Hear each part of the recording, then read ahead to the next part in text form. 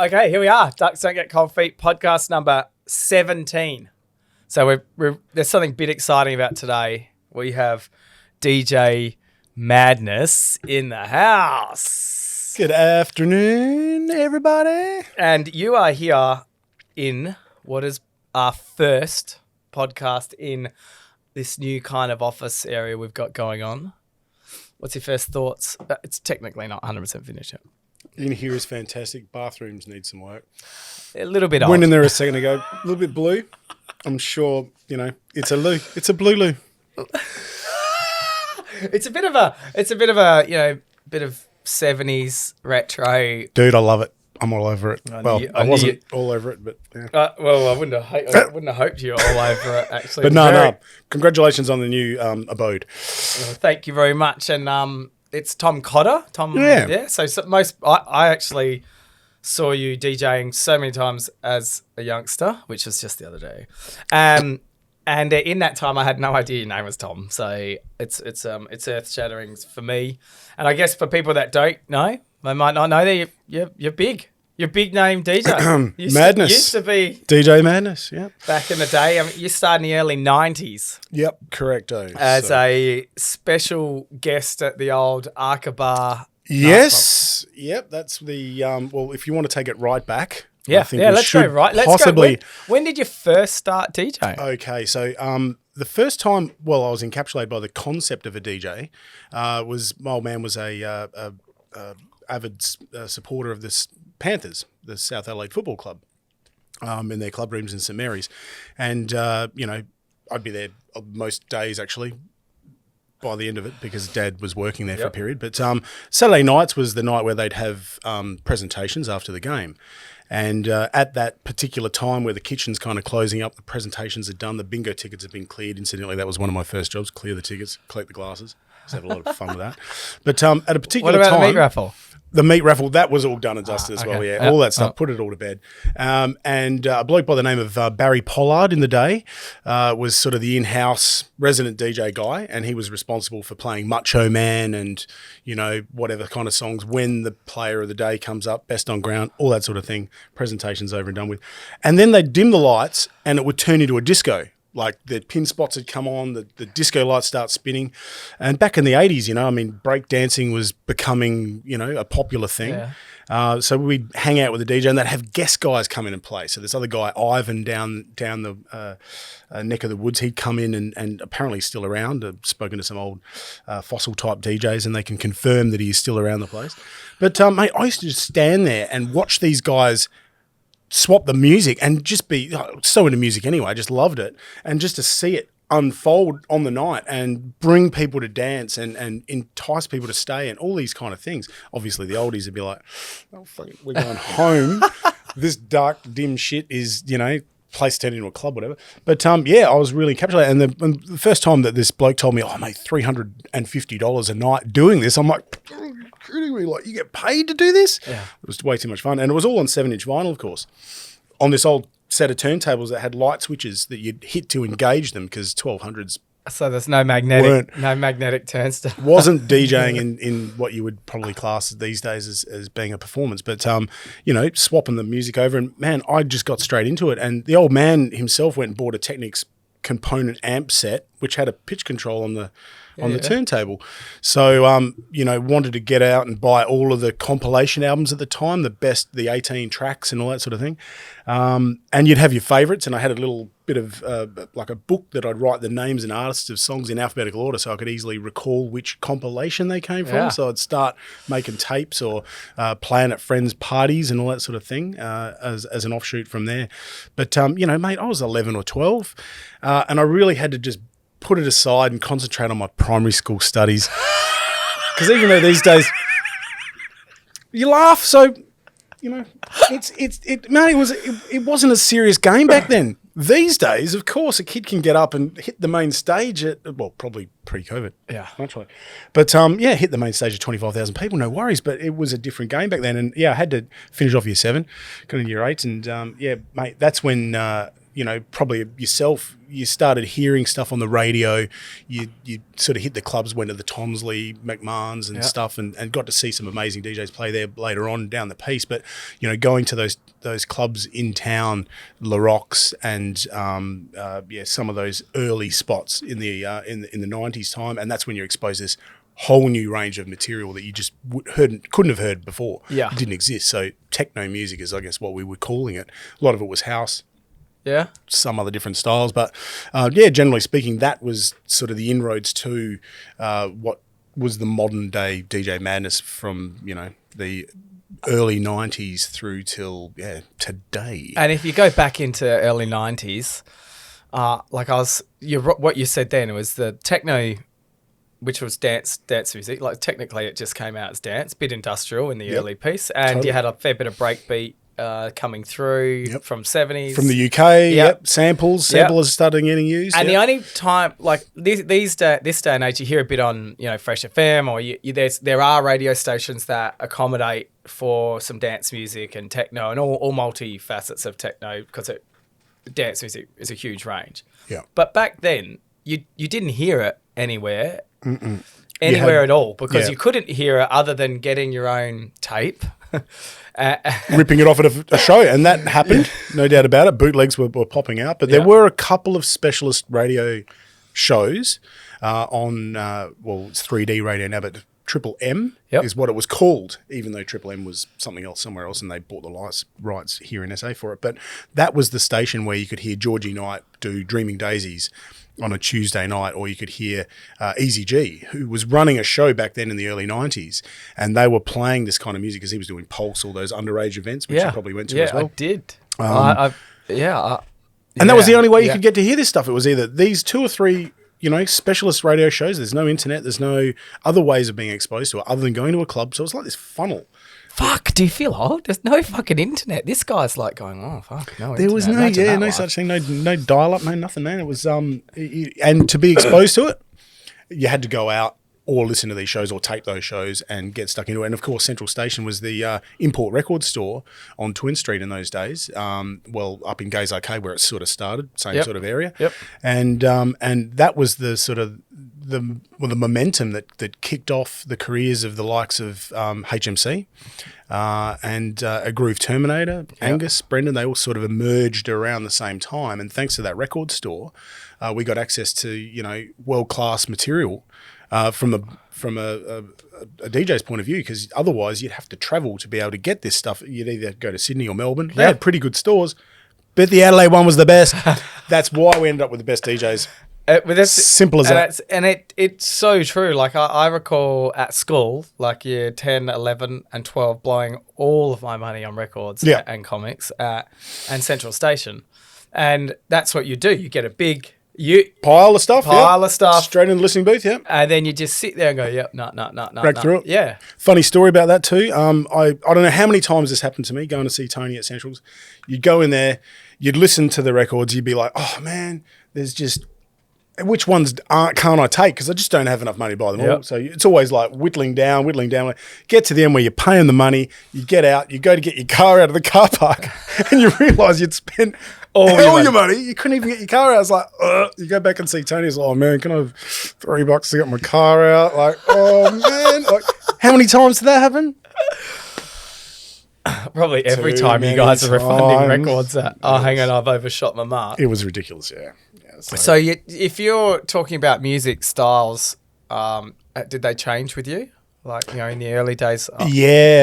Totally, man. I was more up for I guess most of us sort of were rebellious enough to want to hear that harder edge techno or trance music, because that was the new stuff on the block, for what the time, and it had the energy and sort of the exclusivity and all of the ingredients as a youngster that you want to be exposed to and be involved with from a cultural point of view as well as musical and all the rest. It was just so much fun. And in terms of styles, I mean, it was breakbeat sort of stuff, and then the tempo started getting faster as well. A lot of the stuff that I think we were hearing was around the 120, 125, 130, the Belgian techno, all that sort of stuff. And then as time went on, you get exposed to a bit more UK stuff, and of course it breached the 140 BPM barrier with some of the breakbeat rave music, and then it just got crazier and crazier. Before you know it, it's up to 160, but then drum and bass comes around, it's 180. It's like, this is really fast moving stuff. You know what I mean? Whether you're going in real time or at half beat, it's, you know, it's got that versatility to it. But yeah, so many different styles, man. I mean, we could rap on for weeks on this, JP. Yeah, that's true. Central Station. This is a series of podcasts. We want to break it down. We don't want to keep everyone in so much suspense they can't wait what's happening.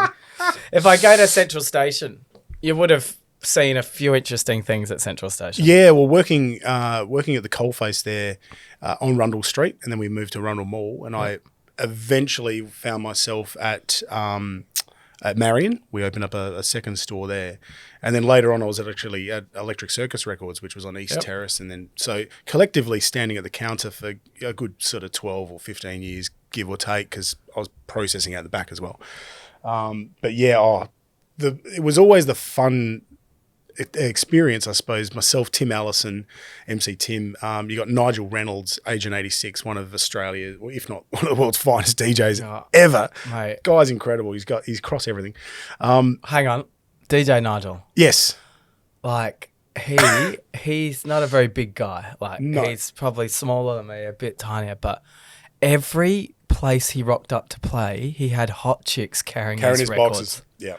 Like, these record boxes are not light, right? And everywhere he rocked up, couple of girls carrying his record boxes. What a fucking rock star. He was a pimp. Yep. Yeah. Totally. And still is. Madness on there's so many things that I saw him do that actually blew my mind away in regards to doing things because he just wanted to fuck shit up. Yeah. And rocking up to a set at 11 o'clock, it's starting to peak up and he'll just bang, he'll go into like a slow, OBP. Yeah. Just slow break beat. And people are like, what the fuck? Yeah. He's got some coliones, that kid, you know what I'm saying? You know what I'm saying? But he is, he would have no idea who I am, but I've had so many conversations with him just about his music, because the way he can piece things together from nowhere. And genres, like 1 second it's rock, the next it's, you know, techers again, and then there's some piano house gem comes out of nowhere, and then back into hip hop. It's like, he still does it at 161 in Melbourne. Yeah. Which I follow him on. Shouldn't say that he is always doing it, because these days, Melbs. We don't have to say anything about their premiere, do we? Oh, no. Good. Andrews, don't get me started. Stay away from that then. Hey, who the hell would want to go there? Well, no fucking no one. But the point with, so that's why 15,000 people have moved here in the last 6 weeks. So that's so fine. Hallelujah. Anyway. So we were manning the counter, obviously at Central's, and the best part of our day usually involved someone coming in and asking about a song by singing it. You know, we heard this in the club on the weekend, and it was like this game and Tim and I were like almost challenging each other. Okay, hey, we got one. Okay, no worries. And you're trying to embarrass the fuck out of whoever it is that's coming in. It goes like, let's go. Kaleidoscopes, let's go. And they say the weirdest words like the cool banana. It's like, that's the funk phenomena. Here's a copy. And they're like, how did you guys get that? And see, over the years, we got real fucking good at this. Like, real good at it. Like, someone would come in, okay, strum like, you know, half a bar or something. We're like, got it. And they're like, you guys are good. You guys are really, really good. So, that was a game. Oh my God, I was one of those fucking people. I was sitting there, and they're like, okay. No to the God of Abraham. Yeah, that's done. James Brown's dead. Yeah, got that. I like that. I got one. That one goes, and it's sort of opera. Oh yeah. That's I can tell you that one. It's Apotheosis. Yes. That's it. Oh Fortuna. I got it. Just like that. Winner. We got it. Right there. That is it. Yeah. Oh my God, I got a copy here, man. I thought you're the first person that's ever done that. Yeah. I've tried to get that track over and over again. It's not bad. In fact, the trick with that one, because it played at 33 at the rave parties, you could play at 45. So it turns from 135 BPM tune into this raging 165 number. And that's when you see the kids go dropping. Yeah, it was really good. Really good. It's a powerful tune, though. It's a powerful... And that got, the rinse out at the Ark and all the other places around town. I can't believe you got that right. I'm impressed. On Media Records, I could probably give you the cat number. 12006. We haven't even got past Central Station. So Central Station, you're right. Yeah, sometimes I went to Melbourne and Sydney. Yep. So I remember great shops too. I remember going there, and I've just found a few pallets in the warehouse that I'm going through because I got to get rid of it, full of shit. And I was looking through photos, and I have 20 photos of Central Station record store, not Adelaide. Oh, that shit. And with that shit, I just shredded them today because there was nothing. There's nothing. There was like nothing of significance. Yeah, they even had CDs. That was just a disappointment. Oh, what are they thinking? Who the fuck does that? So somebody who's not strong enough to carry divided man. Man up, yo. Oh shit. So your music style originally, I mean, as a 12-year-old, what sort of music were you listening to back then? I mean, obviously you didn't have anything to do with the Glenelg Football Club recently, did you? I've only had a small amount to do with the Glenelg Football Club. What's wrong? Hang on. His first day on the job. That's all right. It's first day on the job. What's wrong? Yeah, that's shit. I can't believe you got that. That's fucking impressive. That is pretty impressive. Yeah, I got some more Glenelg jokes too if you want them. Because they just got busted for that. I don't know anything about that. I'm not up to with the... no, they just got busted because they had a events. COVID thing. Oh, that's nasty. No, but what they got busted for is having a dance party. Oh. Sorry about that, guys. Are you right? Yeah. No, I'm just making sure It's not flashing. Oh, that's all right. I'm sure the volume is fine. Back up. Yep. So with Glenelg... Hang on. I think we need to stop him. Oh, yes. He has one role to play when he's here. And one of those is making sure that everything works. One job. 10 minutes into the job. 10 minutes. at least he hit record this. Hey, you get what you pay for, man. I've never not hit record. At least he Pay recorded. peanuts, you get monkeys. Pay rise time. Sorry. Money. Do you want so much? Okay, that's it. Classico. All right, let's go. You better not cut that out. I know. Keep it in. All right. Radio. Sorry, I forgot. What were you originally listening to? So the music that we were enjoying, well, I suppose like anyone, you're very heavily influenced by what your parents listen to. So my folks played way too much ABBA when I was a kid. As a result, I fucking hate it. Like, it does my chops in to listen to it. In fact, I've only ever played, in my entire history of being a DJ, an ABBA song once. Was that that must have been to piss someone off? Private. Yeah, no, it was a private event. I think it was this lady's 70th. A client of mine, I do Apple Solutions Consulting. I help her out all the time. She's, oh, you're a DJ. I can get you to play. I'm like, whoa. Okay. And Dancing Queen had to go down. I'm like, right, it melts my mind to think about this. Yeah. I can tell you, though, my old man never, ever let me live this one down. That is flushing his copy of the ABBA LP down trying to flush it down the toilet at home. And along with the South LA Ties, because I thought they were shit too, but only because they were playing poorly. They hadn't won a final since 1964. In fact, the Beatles were here that last year. That's how long it's been. Far out. Centennial Hall, yep. Really? So obviously way before you're born. So, like anyone, Beatles were played a lot. The Eagles got a fair thrashing back in those days. But then when the 80s turned around, for me, it was all about Kiss and, I guess pop music in general. Yeah. But then as the 80s rolled on and you've got sort of electro styles that were emerging and the dance came with that, I guess with breakdancing as well through the club that I was going to on a Saturday and hearing the DJs play, that really influenced my style or taste in music as well because it became a little more sort of synth-oriented and all that electronic music was starting to become of age. Ice House, of course, all the Flowers, another brilliant Australian act. In Excess, these are the things that I guess most of us will grow up with at that particular point. But then the sound. I guess I got really anti guitars at one point though. Like with the electronic music, anything with a guitar, I just park it. No, I just don't care. Acoustic, I think, went for me first, and then it was like the electric stuff. Nah, see you later. It's got guitar in it. I don't want it. Simple as that. I had a real aversion to it. As the more soul, either the harder, techier stuff, or then later on the more soulful house sort of stuff. But then through that, I fell back in love with the sound of the guitar, and then it sort of evolved into, more understanding of how beautiful the instrument is and how well it can be played and all that sort of stuff. So it's kind of me and vocals.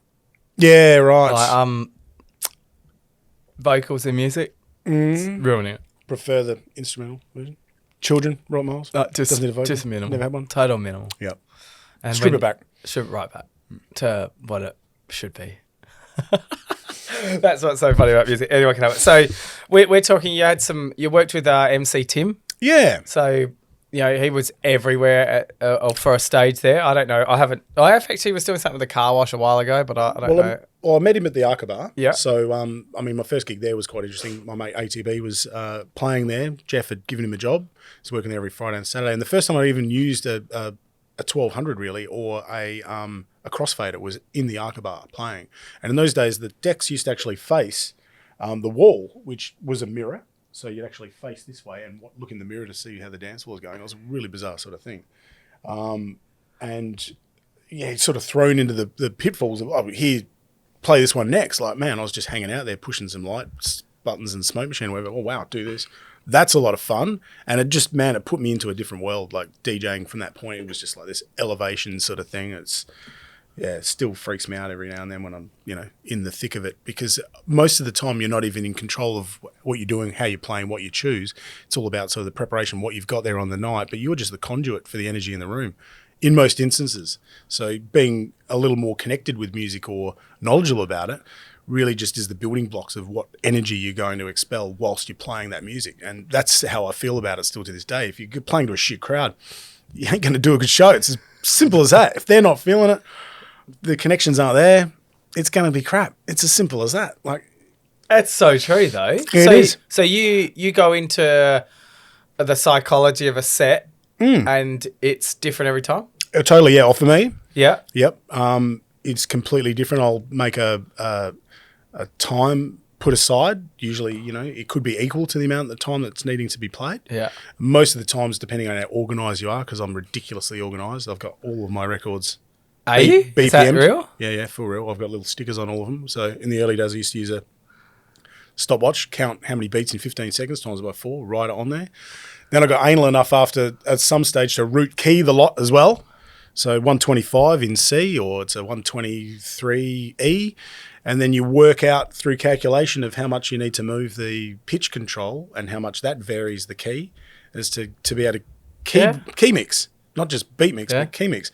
And that wasn't roughly at the end of it all, half of your records won't mix with the other half. It won't sound good in a long mix. So it's about determining which ones are cut and shut. Yeah. So beat over beat, baseline, bang, straight out in terms of a beat mix, or swapping a track over with the, beat mixing skill set. So you'd mark that? Yeah. And take the time to develop that whole thing. But that wasn't until sort of much later. But it was the only way that I could formulate after I'd sort of collect one box of records, how am I going to organise these? So to me, it just seemed systematic to have it in BPM range, because that way you're not playing anything too slow with something too fast, and therefore you're not dealing with the chipmunks in terms of the way that so it's they're playing relative to one another is what I think I'm saying. And by doing that process, you remember how fast they all are. So then when it comes to trying to find one in my collection, I can tell you it's 125. That's 132. Yeah. I was working on a project with a guy that I'm training with Logic, an audio making software, around the world came up, and I know it's 121 because it's got 121 written on it in the front of my box. I know it's in E because that's the root key of the record. I've written it on there, so you just remember these things. It's pretty hard to do when you got 8,500 pieces of black vinyl sitting around there. Yeah, I was going to say, that's dedication. to be able to actually, hey, I know what's in every track. Well, that was for me, it's like a simple top line of data that helps me organise it. I can't do it by year. I don't want to organise it by alphabetically. Yeah. I keep it sort of in genre, like that's the techno, that's the drum and bass, hip hop. Yeah. But then, keep the BPMs relative within each of the genres in storage. And therefore, it just makes it easy to find. But, MC Tim, man, we started working together at the Arca Bar. He'd come back from a big overseas trip. And, we'd forged a really good working relationship in those days. And then when I finished up at the Arc, it was sort of winding up, I suppose. He came to me because he just started a job at Central Station, and I managed to get in on the back of his recommendation with Tony. And then we started working at Venus together, which was something Jeff was running for a while. That was basically college crowd. So again, hate to mention it, but Macho Man was getting played, and these dudes, college crowd, off with the tops and do this thing on the stage, and we'd have to do it like twice a night or something stupid. I worked at the Colonnades where I used to have to play the Bus Stop and the Madison. I'm not shitting you, 3 times a night, 2 nights a week. This is like 9 till 5 in the morning, long ass shifts to the same 15 to 20 people for 5 months. Yeah. What the fuck? Cue the Twilight Zone music right now. Like it was, ridiculous. But we then went on to do The Planet after that. So that's a big gig. That was a big gig, yeah. So that was big for a fair while. Yeah, well, we jumped in on 96 when Bill Sparr took over the management of it and appointed a general manager who thought a jukebox was going to do the job. Yep. They had these restaurants that were going to be doing this, and jukebox, that'll kill it, 1,800 people. I love it, no worries. Luckily, they got some consultants in, you want these guys. So, we managed to get ourselves a Guernsey. And, Tim was the mainstay. And, man, we powered through till 99 or something there. You mentioned 1996. Yes. Voted best up-and-coming DJ at the South Australian Dance Music Awards. Yes. So that was, a complete reflection on the amount of people we're playing to each week. Yeah. So, you had on we weren't doing Wednesday, but we were playing Thursday. They could have 1,000, 1,500 through. Friday night was the more commercial night. Myself and ATB play that together. And we could be playing to, 3 to 3,500 on a Friday.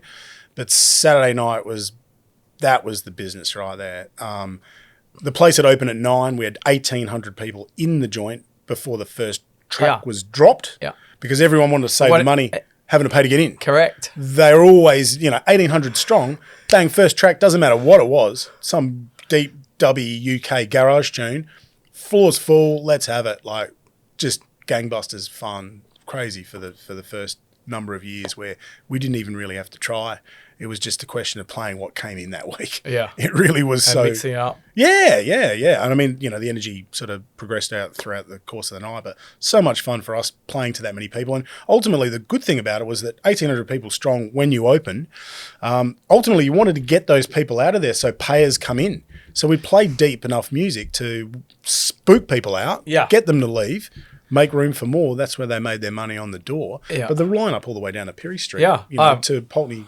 You used to go to Planet. You used to really want to know someone because the lineup would kill you. Yeah, especially if you missed getting there first thing. Yeah, and that was at a time where Heaven was the competing venue. Heaven was cranking too, and that was established. Yeah, I mean, Heaven Thursday night at Heaven was techno. Yep, and before it got because. It ended up being Time Warp at the end. Well, on Wednesday, yeah.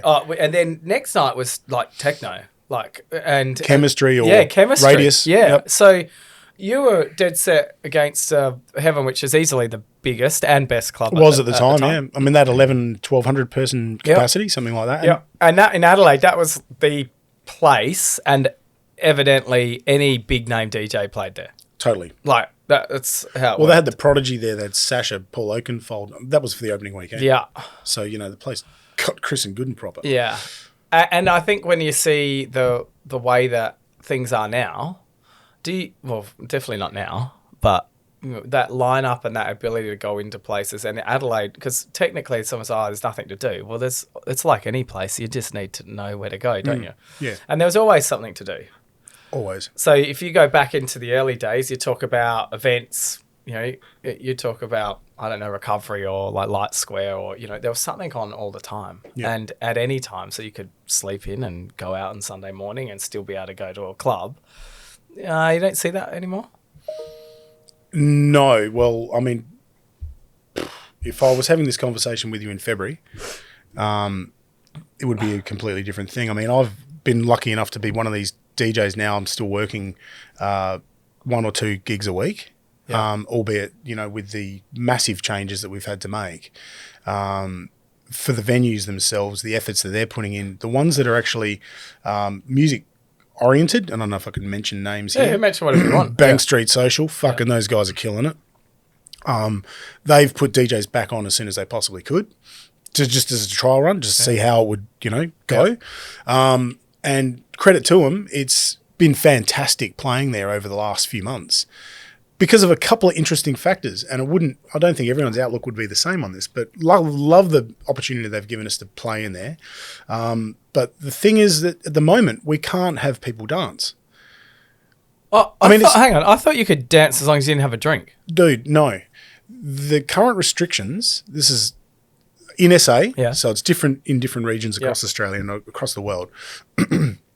But one of the interesting factors is that they if you've got a drink, as we sit here right now, you've got to sit down.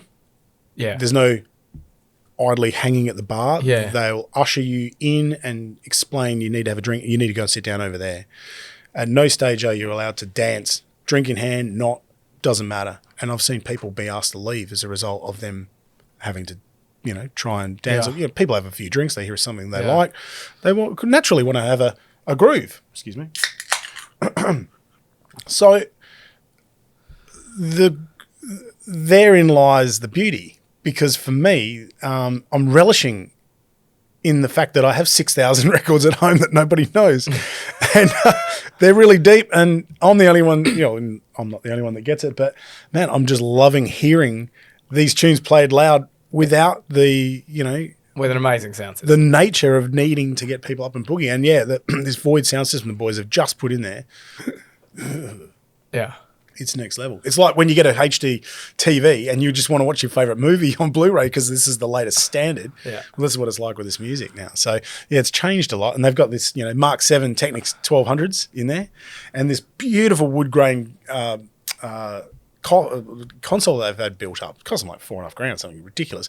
Looks like an old style mono radio with the felt thing along the bottom grid. And, oh, man, it's absolutely nuts. And big, thick hunks of granite underneath each of the tone, stabilising the Technics.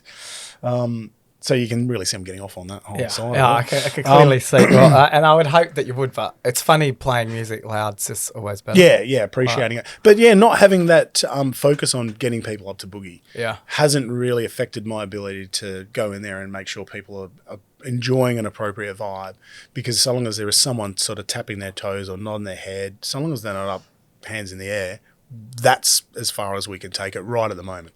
So with being a DJ, you're forever having to accommodate for the situation that you're in. I'm assuming, unless you're someone like Nigel who seems to do what he wants. But do you feel that that's a big part of where you play?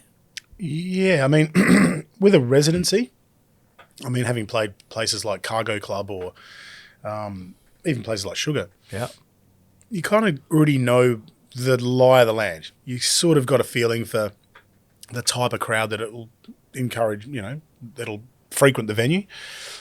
So you've got to sort of, you know, these are where the flags are, swim between them. But you're right, Nigel's flags either don't exist or the tide is out or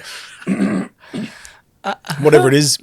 Yeah, it's So with that, do you put your pressure on yourself to play? Because you must sometimes think, "Fuck, I want to play what I want," or then there's other times, "Oh, I gotta." Well, this is what I think I'm referring to right now. Is I playing what you want? Realistically, are playing more or less what I would be programming, providing I wasn't given any emphasis to make people dance. Yeah. Because ultimately, that's what it's. We're trying to sell drinks. You know, help people have a good time. Yeah. Stick around, enjoy it. Music is the connector for all of that. So if you can wear people out on the dance floor, to a point where, and I used to call it the planet anyway, the art of the bar dance floor rotation, which suggests that every 15 to 20 minutes or so, you can alter the genre or the style up so that those people that are dancing, having a great time, will have a chance to take a break, go to the bar, get a drink, make room for those that like the other style of music that you've just swapping into.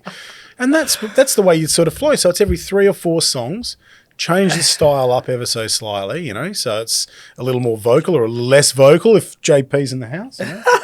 Get that instrumental shit cranking. Yeah. That makes sense, doesn't it? Yeah, it totally makes sense. So if we talk about the Ark, do you remember Kirsty Wicker? Yes, absolutely, yeah. Dear friend. Well, you want to hear my Ark story? So let's say I was young, maybe not 18. As a few of us were. Yeah. And I looked about 12, right? So I kind of looked like COVID, like really young. And I was sitting there going, okay, well, we're not getting anywhere. And I was really good friends with her brother. And we rock up to the Ark and she would like obviously sneak us in, go in. She'd say, just stay up here. Don't fucking move around. Like, Stay right there. And that's when She wasn't a bossy person at all, was she, really? But, you know, then I felt like a rebel. I'm going to the bar, get a drink. I was like, and it's even interesting enough to go that I was there for the music. I was actually dancing all night. And, you know, yeah, you would have some drinks and whatnot, but that was my real, okay, I think, I've heard some big names there. You could name them. I probably can't remember. From the Ark. I don't think Carl Cox has been. Carl Cox was the first, yeah. Jan 7, 93. Yeah, see, I was definitely heard him play there, and that was like, whoa, this is amazing. We actually had to go and collect him in those days because I'd do some artist liaison driving, which I've got a funny story for you that involves Mick Jagger and that in a minute, which we'll do, which I think we should do. But yeah, you know, Jeff would be like, oh shit, the DJ's here, you know, whether it be Lenny D or whoever's like, oh shit, you know, it was an afterthought back in those days. It's not like these days. There's a whole squad of dudes that are looking after them. You know, the artist liaison posse, you know, where there's a group of them at the hotel and there's at the airport and all this. No, man, in these days, you go get Carl Cox in your Chrysler Galant. Right? You go get him in your car, and the thing is, the driver's door didn't even open in this car, so you'd have to like hop in and just slip across the, you know, the park breaks up. I was, you know, and then Carl, like, he's not a small dude. No, he's not a small dude. In the front of the car, it's like, where do I stick my records? It's like, man, back seat, you know, whatever. I wasn't actually driving my car at the time, but a friend of mine was, and he just said, mate, it was the most ridiculous thing, getting Carl to be picked up in this 1973 Chrysler Galant, which actually looked like the wheels were going to fall off. Because if you look at it, and initially, they were all started the underground movement. Yes. And Carl Cox is, you know, you're talking about now, most people you would think have heard of him because he's been amazing. The 3-deck legend, that was the thing. Yeah. No one else was really pioneering that. And then, that level of technical ability. Yeah. It was incredible. And to see him play, he is very good with the crowd. Oh, man. And he adapts to situations amazing. Like I've said so many. How many times have you seen him, JP? Yeah. At least 10. You'd see. So there's not many people of our ilk that could say that they've seen him any less than that. Yeah. If you're into electronic music. He's been here that many times. You'd be crazy not to go. Correct. And I'm now, if I see it now, I'm like, yep. Yeah, we're in. Yeah, correct. Sign me up. And I see that he has so many different styles that he can play. He can be, you know, Ibiza on a beach, or he can be very versatile. At a 3 a.m. slot. I probably don't do that anymore, but, you know, a very versatile DJ. Yeah. When you're talking about crazy DJs, you know, for me, he's the one that sort of went, oh, okay. And then from there, I went into, you know, Joey Beltram, which he was one of the first raves I saw. Adelaide Grand Prix, I think. Yeah, that was at the warehouse. That was my first rave, and I remember going. I went by myself because none of my mates wanted. Like, they were like, I'm not going. Weren't into it. They weren't into it, and I went there. Ended up meeting heap people as you usually do, and in the end. Yeah, I caught a cab home with no money, and I had to say to the cab guy, went through McDonald's, got a water. You could get free cups of water because I fucking had nothing. Right? And then I said, oh, dude, I promise I'm coming out, but I've got to go inside and get some money because I had no money on me. So that's when I heard Joey Beltram. Right. And I was like, damn, that is insane. And, you know, he really put it together with the minimal tech. That's probably my real minimal techno sort of stuff that I really enjoy that style. And to watch him mix there was really okay, that's the style I sort of like. And that sort of style changed the way that I started to buy vinyl. So a lot of my vinyls. New York techno Yeah. DJ versus a UK rave DJ. Totally different. Totally different. Yeah, Exactly. yeah, The only totally. thing that's similar is that they're both playing vinyl and standing on a stage. But Yeah. other than that, couldn't be two different animals. And to listen to the music that they both produce at any point in time, I can get into pretty much any music except for vocals. But but to me, it was like, okay, that's what did it for me, and that set the tune for I really like this. And so that's what I continue to start with. Who did you have a DJ that you was a standout for things that the way that you looked at music? Oh yeah, there was a set by a guy called Kevin Saunderson that I was lucky enough to have witnessed. It was at the Big Ticket on a bloody Thursday night or something like this. And from inner city, of course. So he's a Detroit guy. He's possibly known for coining the term techno, or he and Derek May and the boys back in those days. Because, when they released Big Fun and Good Life, on a particular label, it was like techno music was branded on that UK label, so the US label, and that's sort of seemingly where it emerged in terms of whether it was European or it was borrowed from this way. I mean, there's always Kraftwerk have been around a lot longer and all this kind of stuff, but ideally that the term I think was coined around that sort of period. But I was intrigued to go and see this guy play, in that I'd heard about him, but in those days again, JP, it was very limited in terms of the information that you could get on an artist. Yep. You couldn't just dial it up on the net and discover oodles about the dude. You just sort of understand what you read on the Street Mag, the Core magazine, or whatever it was that was kicking around at the time. A little bit of a mental blank there for some reason. Kevin Saunderson. Kevin Saunderson. Oh my God, it was so memorable. So memorable. I can't remember what I'm talking about. So I just sat and listened to this guy's set. 3 hours or whatever he played. I recently heard a true story from Phil Hardy, who I actually spoke to a little bit earlier today. He's another old school DJ, PhD. And apparently that night he played on a cigarette machine that was tilted sideways because they didn't have something that was the right height for Kevin. So they actually unplugged the darn thing, dragged it across the stage, popped it there. Really? Turnies on top. No one could buy smokes for the night. Probably saved plenty of people's lives. But that was a really outstanding set that, even though I can't remember the exact details because it was so many years ago, that to me was just such a monumental step forward musically than almost anything that I'd been exposed to locally, just having gone to regular places. That is until you'd sort of seen GT play or HMC do his thing, and suddenly, you've got this Australian version of that, which, in many ways, wow. I have a mind blown of watching him DJ. Yeah. So we were at, I reckon it's, I don't know why, but I think it's now the press restaurant. It was upstairs of... okay, on that building, yeah. Yeah, so Weymouth. if it wasn't there, it was somewhere next to it. And he was playing, it was packed. And I was having a good time. And I was close, like, to here. And I'd go and I'd be the one sort of watching the whole time because...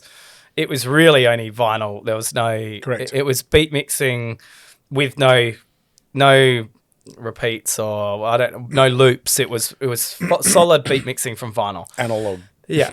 Is that it? Yeah. So I watch it these days. I can't even keep up with the kids, but I'll get onto that later. But when I was watching, I was like sitting there and I was watching quite intently and was touching. And then I actually figured out he was going backwards on the record, perfectly beat mixed with the record going forwards. And I was like, huh? And I just remember going, what the fuck? I've never seen that before. And I was like, probably heaps of people were doing it, but to see it, and I was like, holy shit. And he's an Adelaide guy. Only met by talking, wouldn't have a clue who I am. Probably like most of his fans, but fuck. Well, the modern day version that people would know of him is called Late Night Tough Guy. Okay. So in recent years, he's emerged as one of the world's most well-respected DJs, not just because of the edits that he's done and the countless decades that he's been out there doing it, but just that he's a complete scientist at what he does. And it's incredible when he's on point and he's there in the moment. It's just like, wow. Like you said, it's just, it manipulates all parts of the body and mind. And he had like so many tracks. I mean, you're probably going to ask what they are, but yeah, LSD and all those tracks that came out. His own at productions, 5 a.m. or 6 a.m. or Yep. I can't quite remember, but fuck, they were mind blowing. Yeah. Bonkers. Yeah. I remember him coming back from Europe on one of his trips because he never liked flying. That was the thing with Cam, is he never liked traveling. He was afraid to. And once he finally sort of overcame that fear, that's when he has, pre-COVID naturally, just spends more than half of his time overseas just playing solid gigs with, Dimitri from Paris and Joey Negro, all these absolutely, established names in the game. But Cam is he's something very, very special. Yeah, and with regards to producing, because he was producing Early in the piece. Yeah, so he's come on. Exactly. Yeah, so I was like, that's the B side of Freakin'. Freakin' is like, yeah. fuck. On like, Dirty House Records. That's their first. The Dirty release on House that label, record label, and I know I've got a bloody lot of them. I'm like, they're the sort of tracks that you just sit with with your mates and just sit and try and work out so many different combinations between them because they all go so well. It's like Meccano. Yeah. Which way are we going to drill these bits together? Yeah, and you could, and it was like it was meant to do that. And he's one dude, and an Adelaide artist, another amazing person coming out of this country, producing music around the world. Like very, very unique in that not only is he an awesome DJ, incredible producer, and it's a very rare beast that you encapsulate both of those into one person. You either have one or the other. Yeah. Exceptionally crazy DJ like Wall and, has dabbled in production, or the other way around. But Cam's just got it all, dude. And with this Late Night Tough Guy stuff, that's where he's actually sort of, he's reworked Toto Africa and all of these tunes that we would have grown up with as kids, but just puts this crazy solid kick drum into them and, all of the trimmings that it requires to bring it to the dance floor in 20, whatever. That's awesome. So he's one of my favorites. Hit SoundCloud and listen to the 200 edits that he's done. You won't be disappointed. Really? Yeah, it's ridiculous. Okay. All right. Well, there you go. There you go. So with regards to, you mentioned one DJ. Was there any other DJs that you'd sit there like, you've actually played at the same time or same card, like Jeff Mills, CJ Boland, Paul Oakenville, Tony DeVitt, actually Graham Park, Claude Young. Oh, you must have J. a list of all the DJs I've played with. Yes, you probably have. Miguel Miggs. Yes, yep. Been lucky enough to grace the decks with that on the whole too.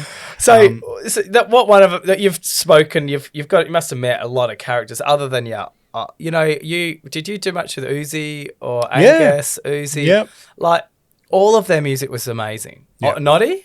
Yep.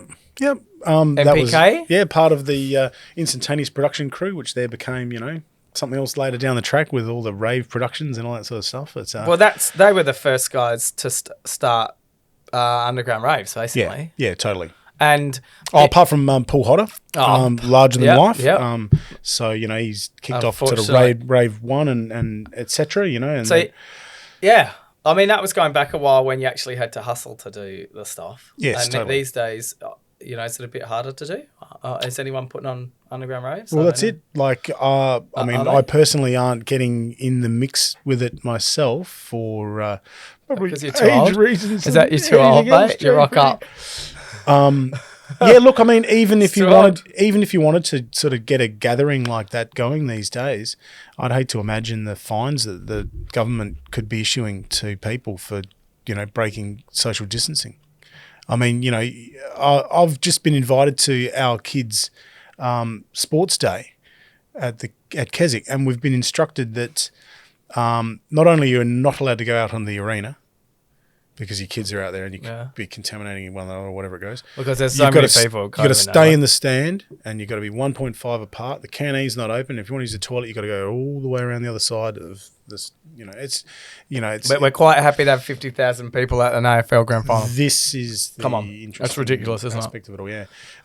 So yeah, these questions at this time, man, it's really hard to answer because I mean I'm not a part of the underground dance community, but the risks involved in trying to just get something like together in this day and age, man, it's almost completely prohibitive, I'm sure. This to me seems like a great opportunity. We've got a warehouse right here. Let's go. Open the door. Okay. But the reality is, we're really lucky in SA. We've done a great job. We've got 0 cases or, Next 1, to none. 2, whatever. Yeah. Don't you think this is how raves actually started? Well, it was that. Being told, you're not allowed to put on events. People didn't like the music. Yep. Weren't allowed to stay open late. Now they close things, so you can't be up all night. Yeah, that's right. Yeah, and now you got drink rules where you can't, if you walk out of that restaurant to go somewhere else, you can't get back in. A club, you can't get back in. Like lockout laws and so on. Yeah, like just making it ridiculous to be a human. Yeah. So isn't that like where people and I believe that's probably where the opportunity came for some of the early days. Like Ultra World was probably, that wasn't early days, but that was probably the first big rave. Yeah, but totally. Yeah. Yeah. Like that was one that was like, I remember going and got dressed up. No, I actually saw some photos of it. That was, to me, was when the first, but before that, there was some cool stuff happening at the Port Adelaide sheds there, right behind the cop station. Yep. All fully underground. And, Fascination. Yeah. Like everyone was having a good time. Multi-level. Yeah. Jigsaw parties at, Jigsaw. alongside there in Theverton. So why is it too hard to do now? Or people are too scared because you put a name to it? It's really, I'm totally the wrong dude to ask. It's as simple as that. Like, I mean, I know that there are movements, of younger folk who are, that are just emerging as artists themselves and getting into the music and all that kind of thing. I mean, not going back that many more years, I could see it all popping, no doubt about it, on that next wave of crew as they're coming through. Yeah. And therefore, running these kind of illegal parties is what they were called back in the days. There's illegal and there's legal. And it just meant that, have you got a fence around? Are you going to have... aquatic toilets, things, there that shouldn't be. I mean, which doesn't make sense because at the end of it, even the legal stuff seemed as though they were under catering for the environment, and therefore some of these illegal ones were the ones where they're actually giving a shit and making sure that all the right measures are being taken.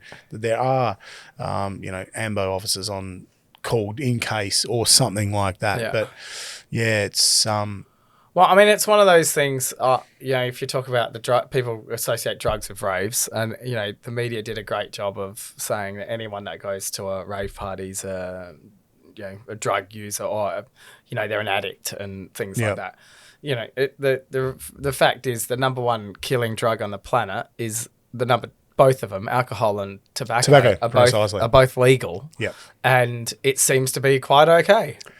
So ask the government about how much they make in tax on both those products. And for me, that's the fundamental problem: is there's always someone on the kickback coming through. There's a financial reason behind it. Yeah. So sooner or later, tobacco is going to be taxed unbelievably now. It is. The government makes billions of dollars off it. Every 6 months it goes up in price. And that is going to have to be replaced with something. My bet on the whole deal is that'll be replaced with first maybe marijuana, and then which will be legalizing, so it gives them the ability to tax, so they can half control it, which will be over dispensaries, which is the same as what's happening in Canada. I think 60% of America's. You sure? Yep. Maybe more now, and logically that makes the right reason why it's going to be done. Is why it's going to be, they're going to need something to tax, right? Yeah. And it makes sense to be marijuana. Like whether it's used for CBD or whether it's used for people's medical use, it makes sense to me. And I'm not... Well, at least it's a product that doesn't just destroy lives, like alcohol, tobacco. Yeah. There is no safe use of tobacco. And people say, marijuana, it's a gateway drug, which I could say that about Panadol. like Easily. is Into the Panadol pharmaceutical the game, gateway. yeah. So if we are trying to move forward, and should it be that you shouldn't be ashamed? Like many countries overseas are offering, you can get your drugs tested, so you can see if they're okay and whatnot. Authentic, yep. Authentic, or if there is what's in them, Yep. right? So if you want MDMA, you don't want PCP. Well, you probably don't. But you don't want other things in it that aren't what they say they are because of the effects. Do you think that we should really listen to the experts, which are saying, well, if people want their drugs tested, let them test it so they know? Because you can't. I don't think you'll ever stop people taking drugs. No. Well, it's in all aspects of society. The fact that, it might seem prevalent in dance music shindigs or whatnot. It's you can walk down any street at any time of the day and see all sorts of different stuff. It may not be as obvious. It may be, less, more discreet. But the conversation always needs to be focusing on harm minimisation rather than – that's the conversation. Yeah. There's no doubt about it. As soon as you start looking at it from that point of view and reducing the amount of harm that, or educating people over the practices and the use of these types of things, the frequency of these types of things, the strength of these kind of things. You mentioned marijuana before, that can come in, outdoor bushweed, which, isn't actually going to spur most people into oblivion versus, the hella bikey skunk level 82 with the AK-47 kickback on the side. This kind of stuff is what can put you into psychosis potentially because of the sheer strength of the stuff in comparison to the regular grey shit. And that's just taking that one natural product, but that it's been bastardized with different strains and all that sort of shit over time. But when you're talking about the other kind of manufactured stuff, we all got to take on a certain level of responsibility for what we do and who we do it with. Yep, totally. But when it comes to, the harm minimisation, having testing available and all these kind of things, to see pollies hop up there and go on about, it's just going to encourage people to take more drugs. So I don't think it encourages anyone who's not going to take drugs to suddenly start taking drugs just because... Like, Ollie's not going to sit there and go, I can get my stuff tested now, I'm going to take drugs. Like, I don't think it works that way. It doesn't, anyone with a bit of nous can just sort of see that angle of it, but it depends on what your upbringing is, I suppose. Yeah, and I think it's very interesting because, obviously a father, a couple of kids, and knowing what I've done, I'm fearful for my kids about what's coming through because what seems to be happening as soon as a compound gets stopped or caught at customs or something, they then change a compound and then they put something else in it, which will, the effects aren't known. I'm not saying the effects of MDMA and all that are known, but it does change the compound so much that people can't keep on top of it, and they're only doing that because they're trying to make money on things to try and slip through the gaps, the cracks. So for me, it's really about being on the front foot, and it really is to be, if people want to do that sort of stuff, giving them the right channels to be able to test their pills or test their coke or test whatever they have, so they actually know what they're doing. Yeah. I don't know. I think I'm a bit more liberal on that compared to some people. Like my wife's totally the opposite. Like anyone that takes drugs is a drug addict. Like she's on the opposite string for someone that's never done anything. So for her, she sees it as only what she's seen in the media. Yeah. And I think it's important that people they form their own opinion. And like I say with everything in life, and I say it with COVID, with about social distancing. Me, I'm responsible for my social distancing. Yeah. I'm responsible for anything I drink, eat, smoke, whatever it is. That's me. And then after that, if there's something that can be beneficial to others, I think that's fair enough. But you should always take responsibility for yourself. And I'm a big believer of that. And I don't know why the movement's not towards that. The movement of, banning this, they're never going to have it. I mean, if you go around the world and pick out countries where they have legalized to marijuana for a start, which is just a start. They need to go back and do the studies on how much that's affected the black trade. How much is the black market come down? Are people taking? Are there more people dying? And then evaluate it sensibly. But we don't seem to be doing that. And there's overwhelming evidence that in these countries where they've implemented this, that the harms are minimised. You know, the burglaries are down. There's all of this whole, and it's not a question of, people have got better access to better drugs. It's just, the same fractional percentages of people are getting involved no matter what. It's just improving their quality of having a good time and minimizing the chance of them having a freak out or, taking the wrong thing. It's mixed with Drano or whatever. Who knows? Yeah. Yeah. And let's face it, we've probably seen a lot. Enough, yeah. We've probably seen a lot in the day. And, I talk about, I think it just needs to be progressive. Like we seem to be progressing in lots of other factors in life other than speed limits on roads with the new cars, but that's another story. Yep. But we don't seem to be progressing in this part. And someone unfortunately dies every year because, at dance parties or events, like they're searching people or they got sniffer dogs and it just makes people take all their drugs. And then someone ODs and they wonder why. And they've got people digging trenches in to try and hide stuff. Like, I don't think you'll ever get rid of it. Well, not in here. You might in other countries in the world, but you definitely won't here. And I think it must stop a whole lot of other things, like all the illegal activity that's going on with theft and whatnot, revolving other drugs around the country. I don't know. I just think something needs to happen because the scene was tainted when we were coming through the scene. It was very tainted with, anyone that goes to a rave party, they're a drug addict. And it wasn't the case. And the media were just hanging on that. Well, with, bless her soul, or rest in peace, was it Anna Woods or something in the early 90s? And that was, I think, one of the first examples of a news story that just got blown out of control, stating that this girl had died from an ecstasy overdose, when in real terms, the report actually was that she died of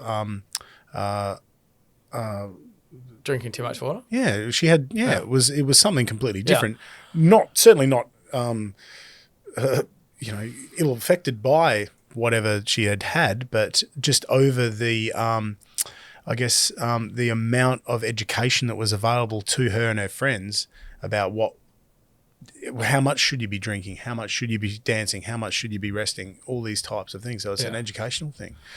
And that's the crucial part moving forward. We need to be far more on the front foot for education because, I think my girls, probably 10 years' time, they're going to start to go out and, but I'm not going to be the best. They're number one. Well, hopefully that's never the case, but they're going to be going out. Exactly. And it's like, you just need to train them to make the right decisions or to teach them or to give them the tools of the trade. To make informed decisions. Yeah, informed decisions. That's the right thing. And I'm just, the things that you can see flooding the market, like things like fentanyl, and then there's a stronger strain of fentanyl that, they're putting it's insane. Yeah, and absolutely insane. Yeah. And it all comes from, it technically comes from pharmacy. Yep.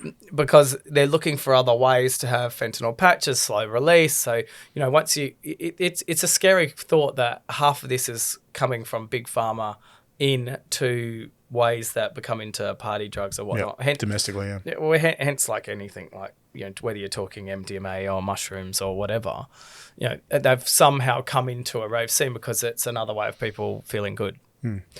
Hence why they prescribed MDMA to wives of the World War II veterans and things like that, and Vietnam veterans. Effective uses, help these people get on with their lives. Yeah. John, ridiculous. And to me, it's no different than some of the it's no different than somebody being on antidepressants or things like that to trying to help them with life, because life's evolving so fast. Some people can't deal with it, and what's happening with COVID, it's a bit frightening because we're not quite seeing the effects yet, I don't think. Nope. But we're going to see some really scary effects of what's to happen, and that's going to be a scary place to be, I think. The mental health issues that are going to come of it all. And we would have never talked about mental health in our life until the last 10 years. It's becoming, hey, you need to sort of notice what's going on. Are you okay? Correct. And for me, it's really about focusing on how we can make sure that everyone is self-aware of how they're feeling. Yep. That they can talk to someone if they need to. Correct. and go through that. Get that dialogue up, yeah. And we talk about it quite a bit because obviously we deal with a lot of people in that business, and you never know what's going through someone's head. Like no idea what road they've come in No on. one knows what's going through his head, and you don't know what's going through mine. Bit of what's going through the mics, I guess, because he's wearing the headphones to the podcast. Well, maybe that's what's going on. I don't know. Maybe. Fingers bloody crossed. Might be going through his head. Do you reckon it is? In one ear, out the other. And there's there you go. But it is somewhere where, you know, you talk about politically, and I don't want to talk about politically, but it needs to be addressed with education. Yeah. To me, that's probably more of a better way to look it up. You've DJed a lot of places, but DJs tend to find the maximum volume on every mixer. It's, Yes. So is this just a myth, or is it actually true that every single sound system is maxed out? It depends on the venue nowadays. Yeah. So there's no doubt that there's a lot of venues that might have things set up depending on whether they own their own sound system or whether they have a production company take care of it for them. So naturally, a production company is going to be, you know, configuring things so that there are preventative mechanisms against them doing one of three things, which is, you know, playing music so loud that it's going to force people to lose their hearing. You would expect perhaps that they would have it configured so that their equipment doesn't get Blown up? Yeah, hammered in the meantime. And number three, I have no idea what number three is. It just sounds interesting to roll things in threes.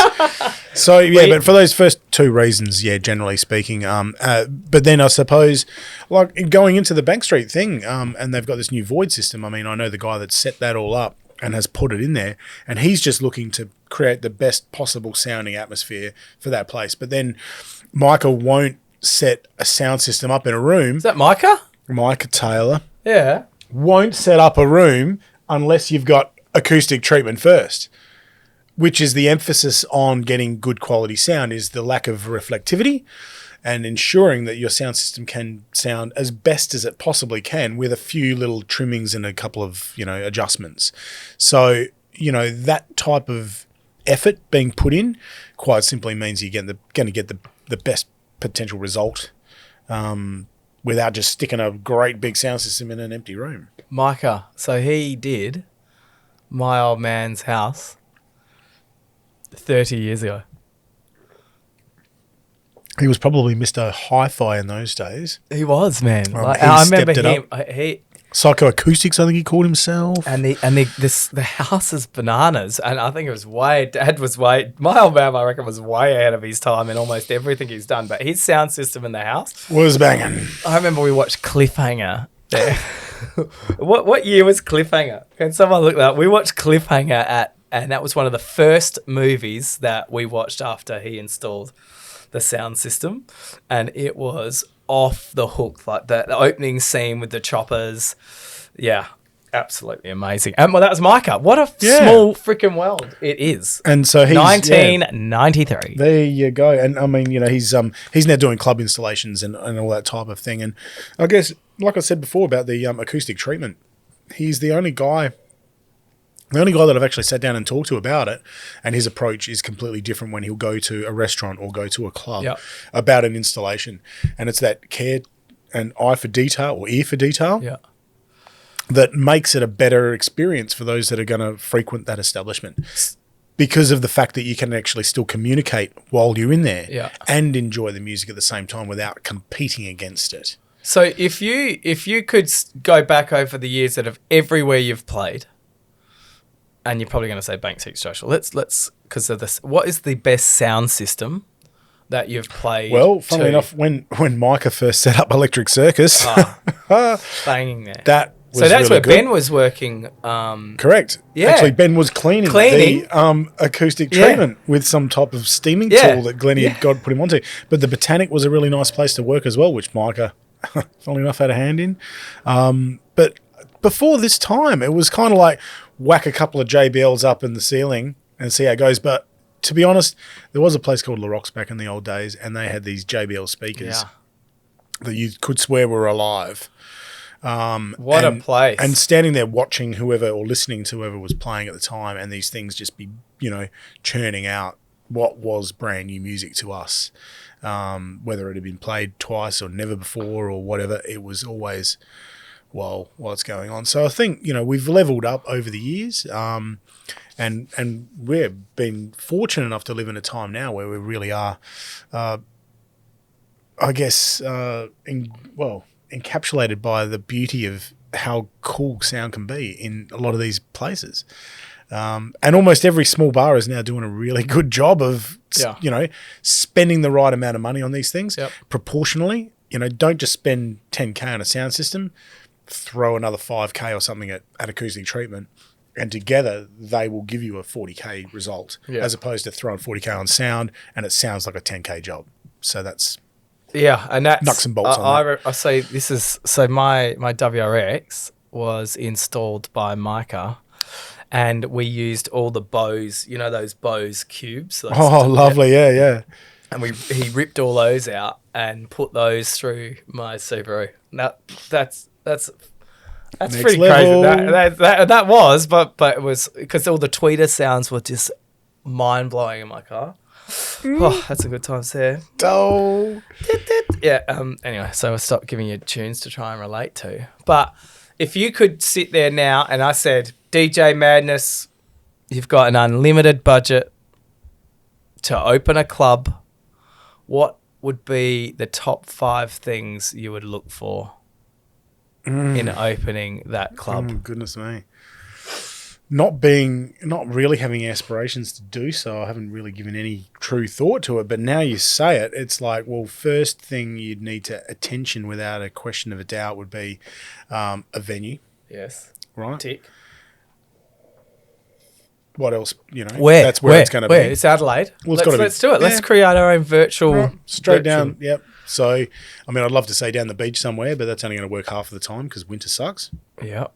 It's got to be central. So it's probably CBD. How about a warehouse? Warehouse, yeah. There's a warehouse. Close enough. Warehouse here. So venue. Yep. Then I suppose the next thing is production. So, you want to have the place knock people's socks off when they get there. So whether it's lighting, sound, the whole kit and caboodle, venue, production. They're hand in hand with the right location, the right level of production. What size do you think this is? Well, it's just got to be... Is it planet? Like the perfect is it size? Cargo? Is that, yeah, is formulaically. It rocks? Yeah, well, the difference between a 500-person venue and a 2,000-person venue, it's a substantial difference in terms of the focus that you can have musically. Multi-room venues naturally have the capability of divvying it up, 3 or 4 different spaces. Get the crossover. That may or may not be a great thing because it's not really a sense of unity when so much traffic between areas. Yep. So I preferably would state a venue with one room is, the way to go, with a bar that's off to the side sort of thing. So it's same music, but in there. So it's not a focal thing to have a second room as well. I don't think that's necessary. So we're looking cargo. Potentially, yeah. So, 400 or 500 people I think is a really good, if it's an auditorium, you can also have performance. So you can see that there's people, playing real instruments or a DJ performance you want to see. So auditorium style. Yeah. So that would all come in line with that. The next most important thing is to be able to create the atmosphere. Yeah. So that can actually come from a number of different aspects, whether it be who's performing the music to what type of scent is in the air through to aesthetics, a whole range of different gamut of bloody do you feel aspects. You feel a scent in the air? This is something that no one really devils with, right? Well, I think the scent these days is a bit too much spray tan. Well, the thing was, when the tobacco smoking stopped in venues, the next big thing was, oh man, how are we going to cover up BO? Like that was actually the scariest thing in the industry. There's no question about that. No shit. Without doubt. Yeah, because suddenly we don't just stink of smoke because it takes one person in the corner to stink a whole room out. We knew that. So as soon as that changed, it was like, oh wow, what's the substitution? What's going to go down? Smoke machine. Yeah, well, there's kind of different scented smoke, but then smoke machines disappeared off the landscape. So they were no longer something you could use in bars or certainly stopped seeing them being used in clubs. It just disappeared off the horizon. Just who gave a shit about it? Ascent. And I remember having this really long-winded discussion with a good friend of mine who produces really good trance music, or did, Steve Gibbs. And he was on React Records and, a handful of Platypus trance labels, all this kind of bizzo. Platypus. And we sat down, we were actually looking at starting up a place called, I think it was going to be called Candle or something like that. And we really wanted to have scented candles burning through the place, but then on rotation. So as the night wears on, this DJ's coming on, it's going to sound like chocolate. Get those candles out, light them up, and for half an hour. We never got it off the ground. We were actually going to do it at Sugar. Because Driller's all, arty, and he'd want to be involved in something that's next level. Let's do something different. And, there's the vanilla and all these different flavors that you could actually release throughout the course of a night that we know changes mood, and we know changes, it's just another... It totally makes sense. Because you got the visual thing, you got the audio thing, and you got the scent covered, that with a couple of bar snacks, and then all you need is someone giving you a massage, and everything's look good. Done. It's like See? There you go. That's done. it. All right. Well, there you go. Tony Bretts. You know who Tony Bretts is? Tony Bretts. No, who's Tony Bretts? Oh, man. You know the guy, Nat's What's... Yeah, Nat's... like the cooking guy. Yeah, Nat's right? What's happening. Yeah. What the fuck are you eating this fucking shit for? Yeah. Fuck. Pour this. How are you going, champions? Yeah, all that shit. Fantastic. When COVID hit, I started watching this motherfucker. It's like, oh, too funny. Man, there was this guy, Tony Bretts, English geezer, and he was probably in the early 80s, and he started doing this morning show fitness thing. You'll have to look him up and put some inserts of this dude doing his thing, like, okay, that's it, now get into position. And it's like, oh my God, we just pissed ourselves laughing at Tony. Oh my God, you got to watch this. And he was in Death Wish 3 and all these other weird sort of cameo roles that he ended up, poor guy passed away in the 80s or something. Probably way too much fun. But man, he was like this buff dude, had an American accent, but of course he's British. But it just, there's a whole package. Tony Bretts, okay. Can't get enough of him. So he got us through COVID, the first spate of lockdown, along with That's what I reckon. That's my room. That's what I reckon, yeah. Oh man, his end of days bolognese. Hello. He's good. We were talking about him today, funny enough. I reckon it's cool. I'm on it. Yeah, a lot of those recipes work. Done them. But then I've fallen asleep in the last couple of months, JP. I haven't seen one for a while, so I've got a bit of catch up. You mentioned cooking. We did mention cooking the other day on the phone, and I would love to talk to you about cooking. So, are you, everyone's got the chef for the house. Yes. Who's the chef for your house? Of course I am. Okay. So I guess the introduction to cooking only came in the last few years, and thanks to maybe Jamie Oliver's 15-minute meals.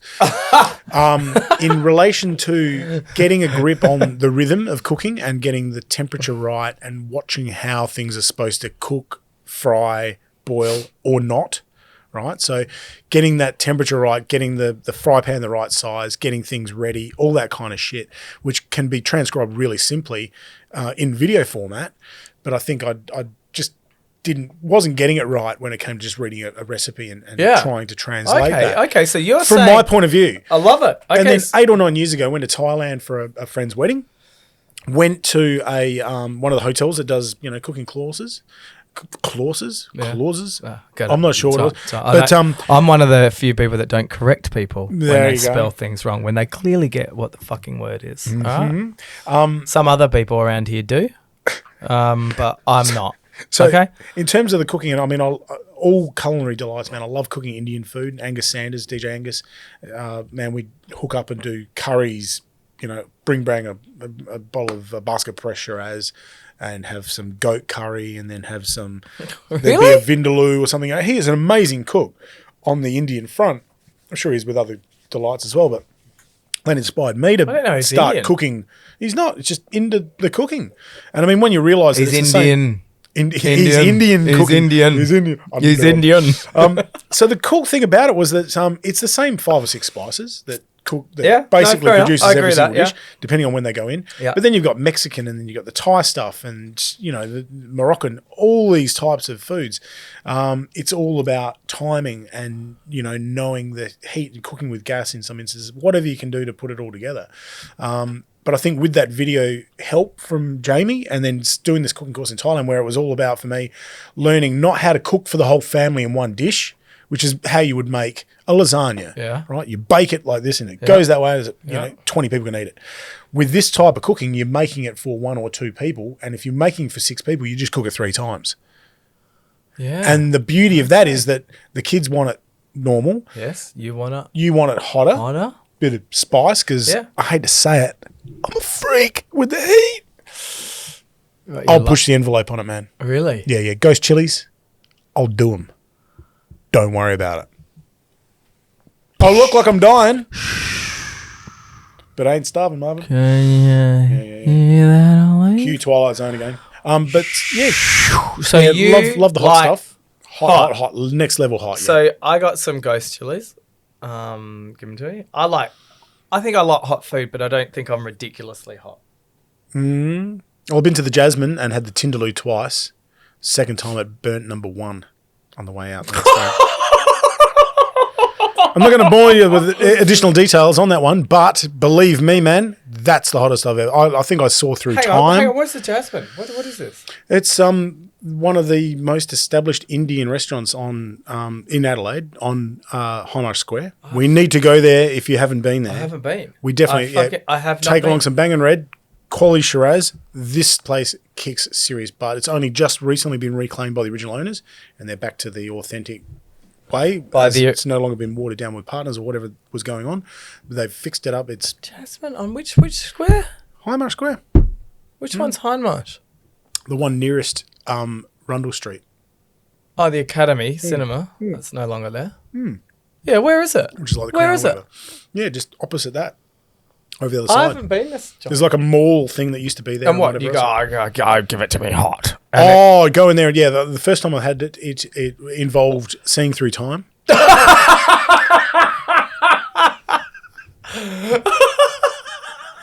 A black and white vision. Oh, get fucked. Come on. Ring of sweat like this.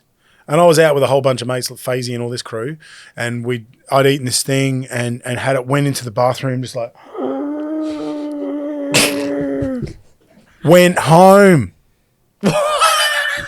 Everyone was like, "Come on, let's have it." Like it's a Saturday night. I'm like,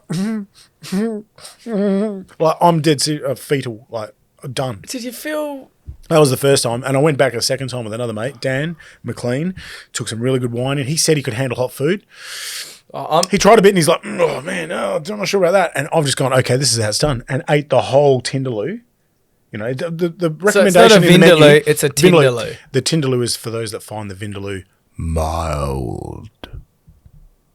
So it's not for Tinder dates. No, definitely not Tindaloo. This is pre-Tinder swipe. Do you want it? There's no left or right swipes on this sucker. No. No. But Tindaloo, like you get him in there, that's the one you order. I've heard some other places call it a Zindaloo or something like that, the next level on from a Tindaloo. But yeah, the Tindaloo is the chicken Tindaloo. I'm going to do it. It's a whole new thing, yeah. Well, I'm due to go back again because I've only ever done it twice. Twice I've done it. I don't know if you've scared. I think you've scared me. Oh yeah, number one. Down the Japs, mate. Could you feel it was True story, yep. Do you want to do red face? No, dead serious. It was. Oh my god, I'm Freaky dicky. fucking freaky Tempted, dicky. yeah. Freaky Yeah, it was- dicky. So yeah, in terms of cooking, everything needs a little bit of a balance. Some people don't like spices. Some people can't have it for medical reasons. I love it. I don't give a shit. I had some really hot stuff over the weekend just for shits and giggles. Like I'm streaming with sweat. Yeah, had to be given like, oh man, wipe yourself down. You look ridiculous. Couldn't give a shit. Wow, Bring it. I'm Jasmine. I'm never. Bring it. Yeah, I'm really surprised you've not been there, man. It would have to be the most revered, like well-known Indian restaurant in South Australia. I don't know what's going on. I've missed it. Well, I'm going to go have their. You're never too old to learn. Yeah, do you think? that's what I'm thinking. I'm gonna go. So, I've never had it. I can't believe it. Worthy. Yeah. Okay. So yeah, but cooking these days, man, it involves determining, and I like to make a food plan with the kids. Let's work out the next 3-4 days worth of food, and we'll go. Okay, we're going to do Indian tonight. We're going to do this. How old? 12 and 8. Yeah. So I like to get them involved because it's great. You know, Zara's been learning how to chop at school Yeah. in her culinary classes and stuff. So that's awesome. She can zang off and take care of those things. Jed just loves to get involved because he's a boy, loves to get involved. Eat this and so on that along the way. Mexican is great to do. And something I've learned just recently is you can use the leftover sauce that you didn't use from the bean and meat stuff and just go ahead and do yourself a shepherd's pie.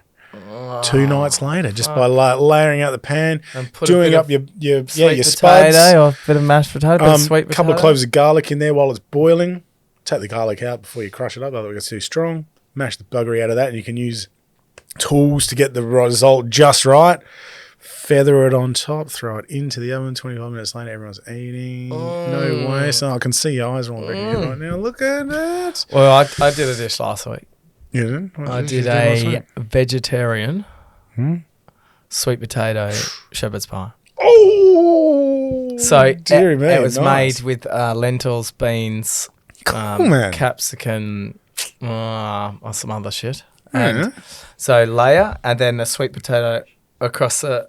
How did it go down with the kids though? They ate it all. Go on. You know why they ate it? You know what I said? I said this is Barbies, mermaids, beach. Awesome. So I have to hype them up a bit. Yeah, right? okay. So each And how old are dish, yours? 5 and 6. There you go. Oh, nice. So I have to hype it up a bit. So with some of the other dishes that we do, because I love cooking. So for instance, we let them have chicken nuggets probably once a week, maybe. I was like, because when you go swimming, you've got to eat within 30 minutes and blah blah blah. So I've been pushing this 30-minute thing. So I stacked the nuggets like a pyramid, and I said, "This is Tutankhamun's Crypt. love shack." Oh, the love. And the girls are like, Love Shack? Like, oh, Tutankhamun. Love They'd seen it Shack, because we'd watched a baby. doco on Tutankhamun. And the girls are like, oh, yeah, Tutankhamun. Boom, boom, boom, boom, boom. I ate it. All No convincing. Yeah, what was the towel? No convincing. And then this one with the shepherd, my missus said, they are not going to fucking eat that. And I went, watch. It's all in the delivery. Watch and learn. Yeah. Ese, don't you know I'm loco?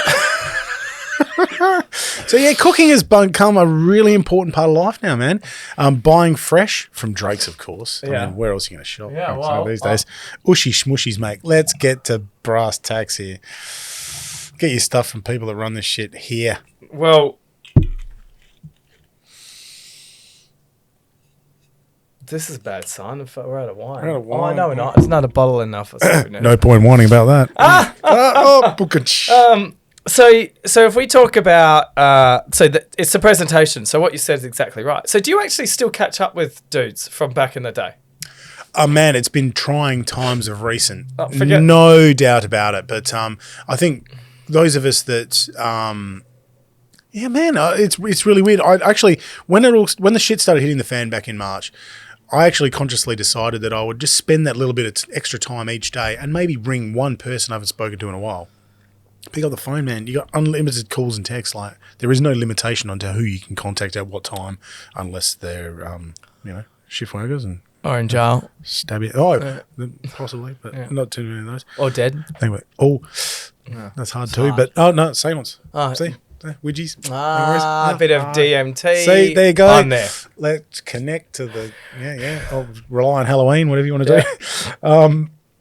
So yeah, I had more recently made that effort.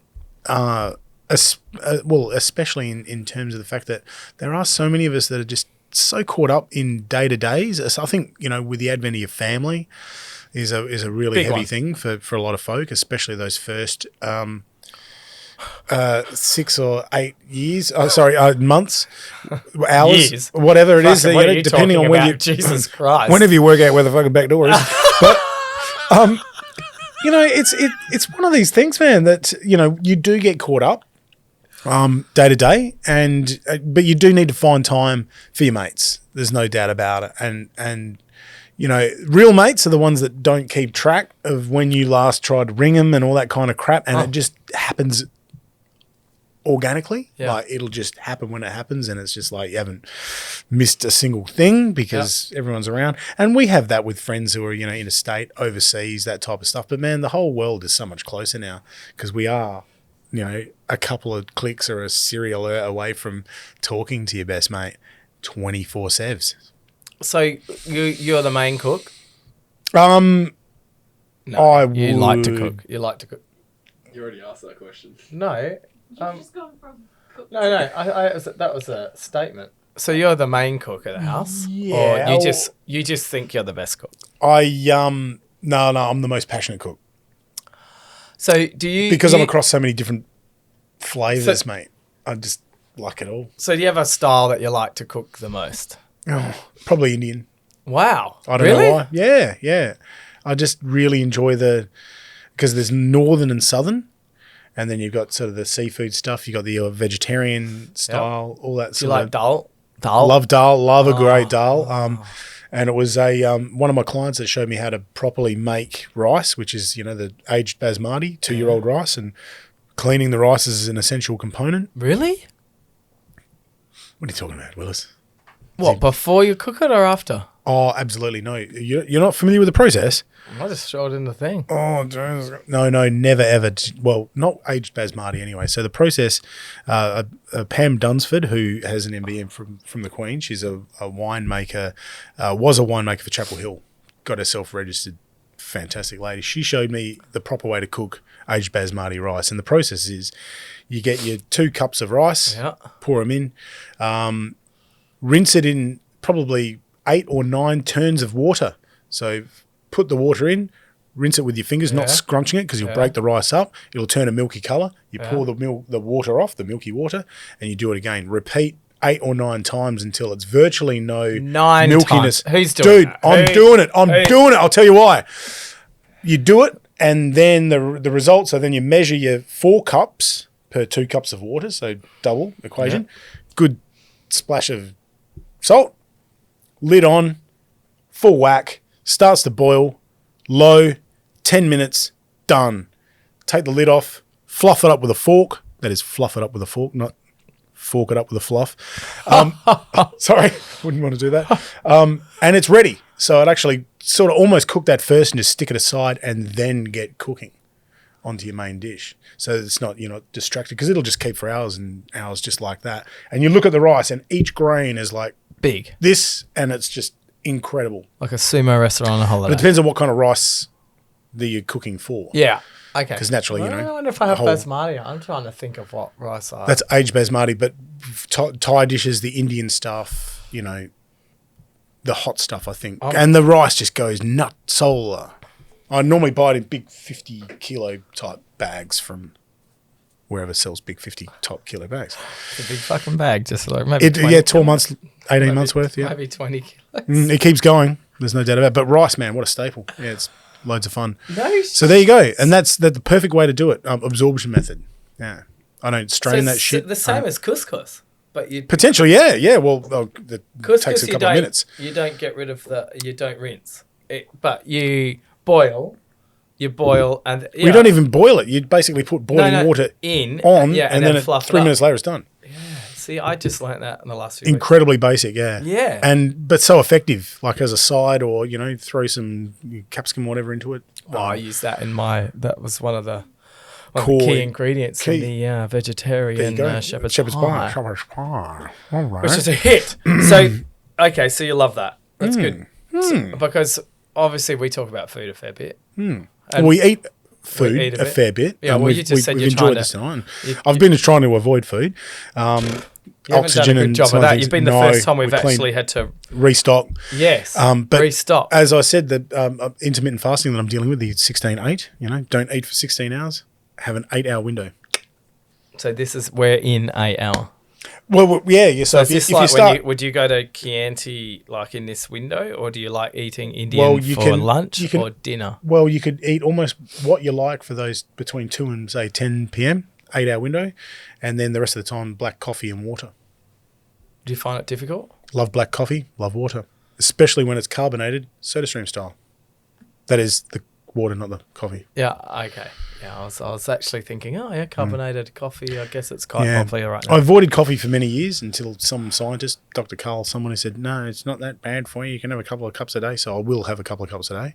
I was having a lot of cups of coffee. Yeah, it can be a trap. I've worked with dudes Like a who lot. need it. No, and I quit because I need it. Yeah. And I was like, no, I don't need Yeah. it. I don't need it. I just like it. Yeah, it's a big difference. I just I like like it. a lot of things. I like it. It gives me that, and I enjoy the flavour, but I drink it black, no shugs. Yeah. Okay. Well, I'm like everything in moderation. Can right? be long, can be short. Black, Doesn't matter. no shugs. Yeah. So if we were looking at just at people, you've told us about influencers. You've told us where your ideal club, which you've never even thought of, but the best sound system. Oh, we got to number 3 of I the think that's list. 5. Yeah, we parked it away. But if you could sit there and turn around and if you had endless amounts of money, let's say, or you could do anything on the planet, like absolutely anything, what do you think you would be doing? Whatever Elon Musk is doing. No, just joking. I'm sure he's got some harebrained schemes that aren't going to work, but it just seems as though there's one of these guys that has exactly what you've just said and is doing almost exactly what any of us would do.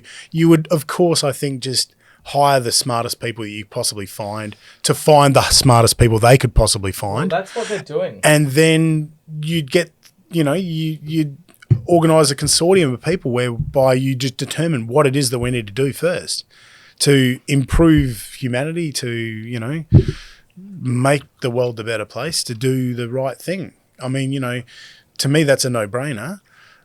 If there was a resource, as you say, that could exist along those lines, I've considered it. There's no doubt about it. And most of us would, winning the lottery, what would you do? Oh, see you later, alligator. Don't forget your toilet paper. No, some of us would do something constructive with it, I reckon. And it would be great to be in a position to be able to help improve certain conditions in certain places. And Did you see Elon Musk's Neurolink? I I woke up and watched that. I think I was in bed and it was coming up or something. I can't remember, but I watched it. So that's pretty impressive use of technology. Yep. Anyone that doesn't know, they're trying to use a chip implanted actually, because the skull is 10 millimeters thick in most cases. Didn't know that. But some thin, some thicker. Yeah, it's pretty much like life, isn't it?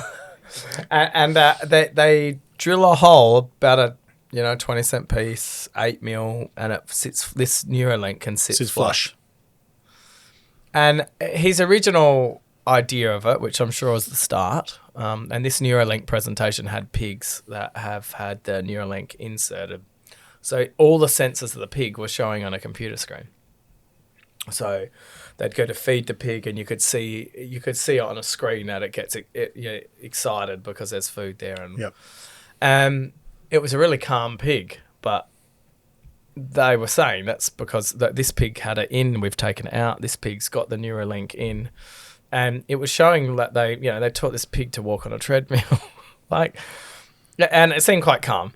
But what he's saying is for the bettering, if people have brain damage or if they have some problems with their brain or they can't move their limbs or so it can help determine. Yeah, and help them function.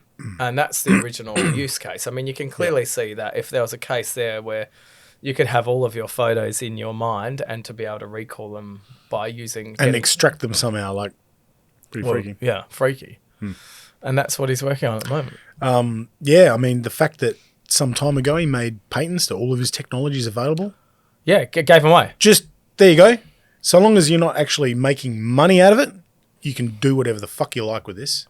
I think that's awesome. He's different. Full stop. I think he's a bit different in the way that he's Yeah, the way that he is doing things in business is definitely a little bit different than what most are. Yeah. So what was it? What would you be doing? Just doing whatever just, Elon Musk is doing? I think what I sort of stated before, and I think none of us are in a position to single-handedly make the right decision at any one time. So it's all about establishing a group, a consortium, an organisation that can check itself, can focus on the right things at the right time, be aware, not get up its own ass, do the right fucking thing. Like it's actually not that hard to just do the right fucking thing for most of us. It comes naturally. Some people are naturally against that or go the other direction. That could be experience-based. Yeah. I don't know if many people are actually born evil.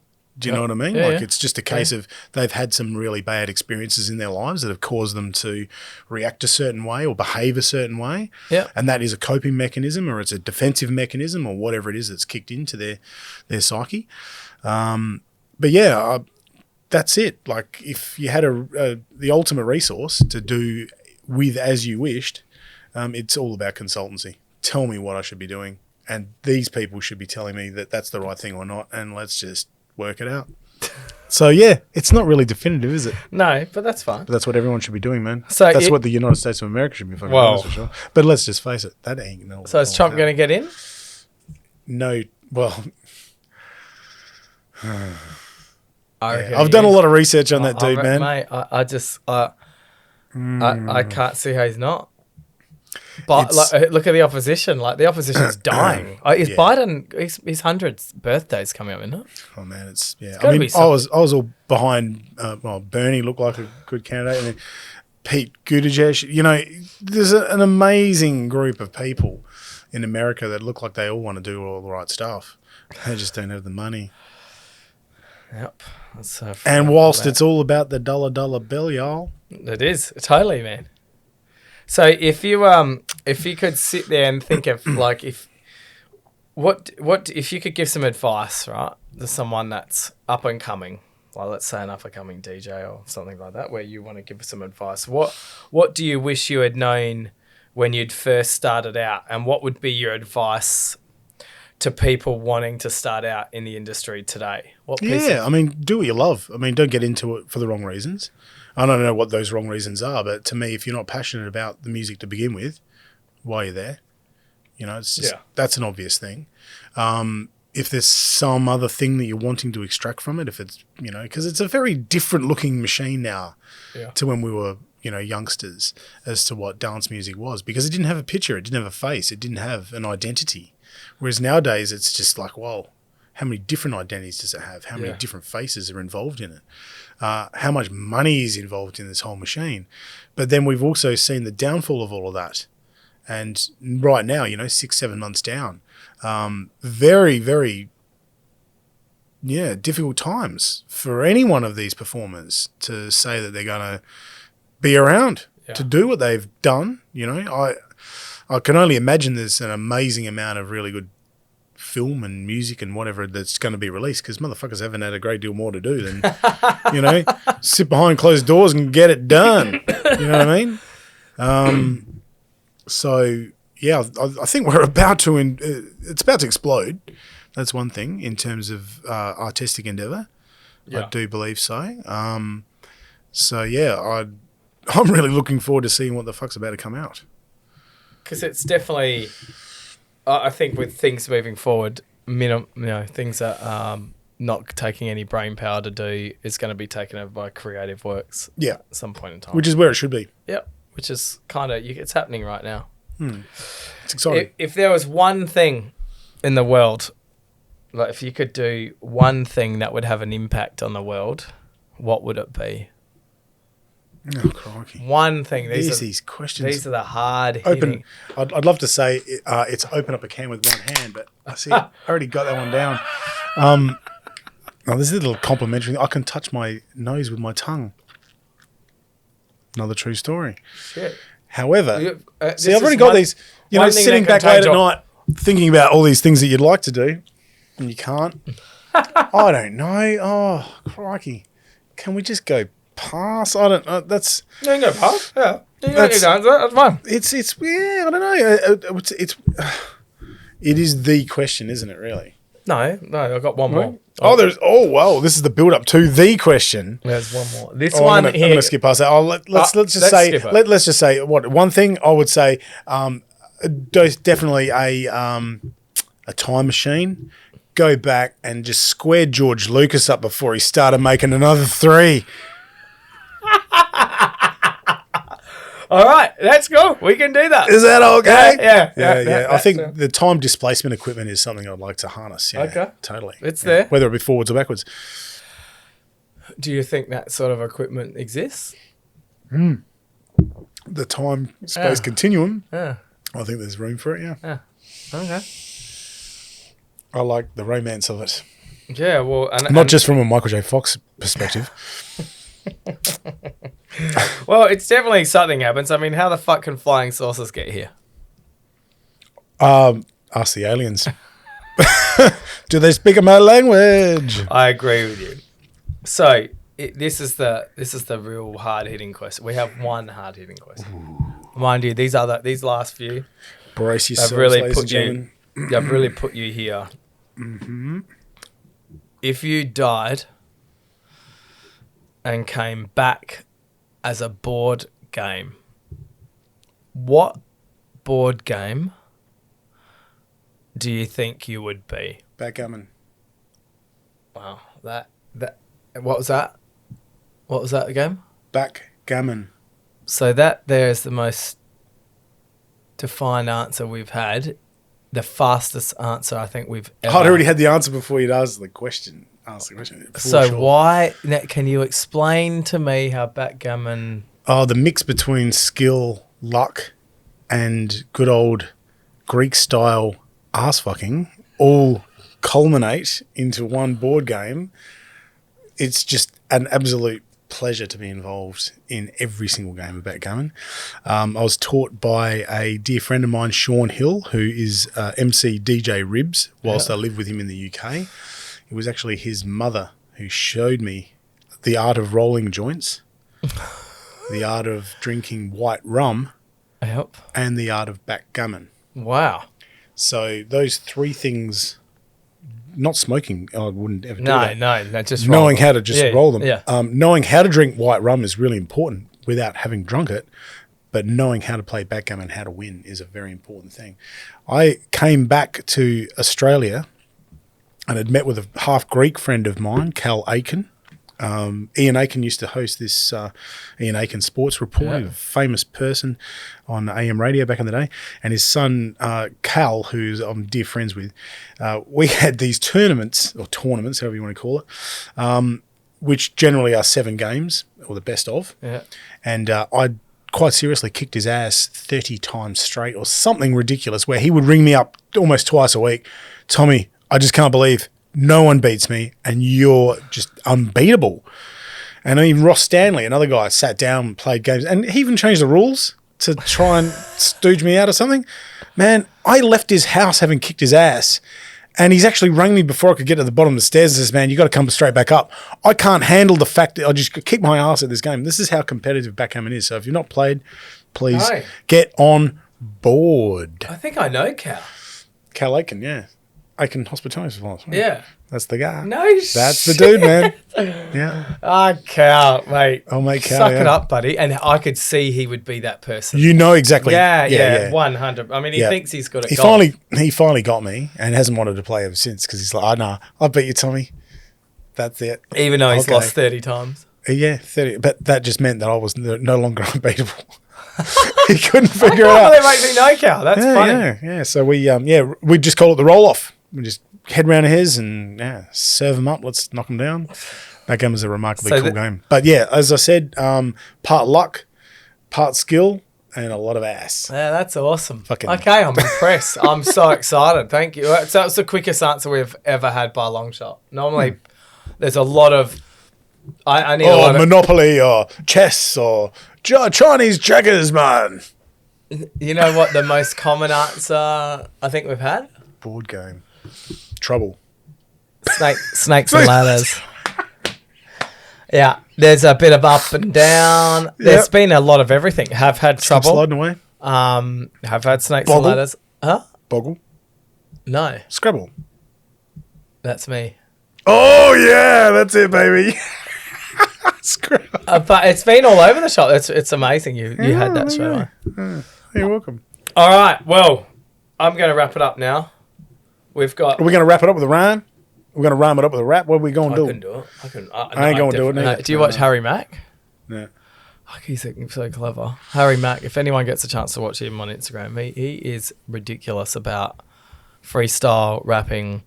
Like his last one he did, he was watching a guy playing a gaming, like it was a shoot 'em. It was one of the first whatever. And as he was going around, he's watching them and he's rhyming to everything that he's seeing through the game. So if they get shot, oh, you're dead now. Like, I don't know. Freestyling. Wild freestyle. Oh, in fact, I'll go as far to say that's one of the best freestyling dudes I've seen for a long time. See, my boy Delta, Benny Yeah. Scuds, yeah, he's my freestyle dude. I just love rolling with that guy anytime. He's just there busting the shit off. Every time. It's a talent to do. Oh, man. Yeah. Poet and didn't know it. Yep. Talent. Do you know, I can't remember. I know his real name. Ben Howard. He was like back in the MC? day. Yes. He was an MC something. He was MC. It's MC something. I've told you guys before, but anyway, don't worry. But anyway, it's not about them. I'm sure we can come back because there's plenty to talk about. We just really spoke to you today about your DJing career, pretty much. Oh, thank you for the opportunity. Starting here. Oh, I did miss out on that little story I want to tell you quickly. Let's talk about the story of Mick Jagger. The Mick Jagger story. Fuck! This, I've got it here, don't forget. I've got the Marilyn Manson one too, but let's just stick with the... let's keep the suspense. If someone's made it this far... I didn't do much in the way of artist liaison and driving and all that sort of thing, but I was given the opportunity when the Rolling Stones came to town to step up and do some driving. So I'd somehow got myself in a position where I was one of the frontier runners. So that is, the main executive dude, he needs something, tells me to go do it, no worries. So I was asked at the very last moment to go to the airport and pick up this guy who I had no idea what he looked like. It wasn't even on the scheduled list. It was like, oh shit, quick, go and get him, okay, no worries. So jet straight to the airport. I got no idea what I'm walking into, told roughly what he looks like, went straight to the gate, or didn't even go in. We've just got the, the pickup zone. Yep, straight up. He's there waiting. Cool, got in. He's like a little bit sort of frantic about this and that. No worries. Got in the car. I have worked out who he is. We've sort of driven back into the ground into Adelaide Oval, and we've picked up Kath Cos, who used to work at Heaven on the door. Yeah. Remarkable lady. She'd actually got me the gig for this particular show, but she'd hopped in and she's talking to him, known him for years and whatever. And they both requested my attention for just a brief moment whilst I'm sort of driving the minivan. I've turned around to answer them, and they've both at the same time sort of basically screamed out, "Stop the van!" Like, screaming at me. I'm like, oh my God, turn around, break down, look around, and there's Mick on the other side of sort of 3 security guys in sort of evasive position, knowing full well that if I'd have accidentally slipped and hit the accelerator, I could well have ended Mick's life. What does... Mick Jagger's wife. Yeah, I mean, Mick's not his wife. I shouldn't say that on the call. Oops, we're going to need to edit that out because the reason why they... no, hang on. I'm going to go there. And the second part of this, which is actually quite astronomical too, is that when they were sound checking, and I have no idea on protocols for rock shows and whatever, we've gone ahead. I've just gone and walked right out in the centre of Adelaide Oval while they're sound checking. So there's me standing on the pitch in the centre of Adelaide Oval, watching the Rolling Stones sound check at Adelaide Oval. On my own, just standing there. It's like, oh my God, and there's Keith Richards basically lighting up a cigarette off the back of the last one. I saw him do 4 cigarettes. I'm there for 15 minutes. Guy's a fucking train boy. Until somebody came out and said, "Oh, look, mate, you can't be out here looking like that." And I'm like, "What do you mean?" He's like, "Oh, the sound checking, mate, get off the bloody..." I'm like, "There's 54,000 people going to be here tomorrow night. Like, what are you doing? What's the difference between where you..." Come on, mate. And of course, that's just a big no-no. You don't go out in the middle of the Oval and watch the Rolling Stones sound check. But that was, and they're not my favourite band by any stretch, but it was a really nice. Well, you almost killed. You could have been the person. Yep. That But I person. always had something. I always wanted to derail with my car. This is a bit wacky. The tram down at Glenelg, like, I always had in my mind. On one of these days, I'm going to at least I'll make the front page of the news. Well, you could have done that. Done a little bit further. Yep, you could have probably gone worldwide. I think. Well, yeah, possibly. But I think that'd be pretty. That'd be a big story. I would make the Messenger, surely. Well, I don't know. Still It's a bit hard to get in the Messenger these days, and half of them are gone.